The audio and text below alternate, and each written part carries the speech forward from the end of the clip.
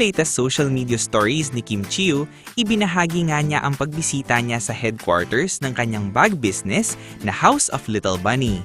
Makikita sa maikling video na abala si Kimi sa pag-iikot at pag-check ng mga ginagawa sa opisina, bagay na ikinatuwa ng kanyang fans na patuloy niyang tinututukan ang kanyang negosyo sa kabila ng mga pinagdaraanan niya kamakailan.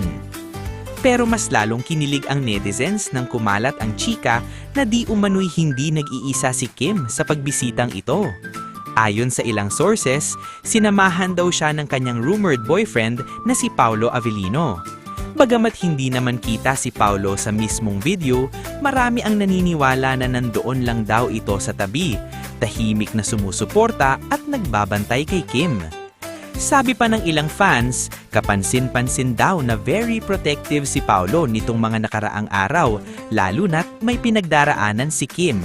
Kaya hindi na raw nakapagtataka kung mas pinipili nitong manatili sa likod ng kamera at umiwas muna sa public exposure, basta't masigurong ayos at ligtas si Kimi. Dagdag pa ng mga espekulasyon, matapos daw ang pagbisita sa office ay nagkaroon pa umano ng dinner date ang dalawa. Isang simpleng pero romantic setup lang daw para makapag-usap, makapagpahinga at makapag-bonding matapos ang isang mahabang araw.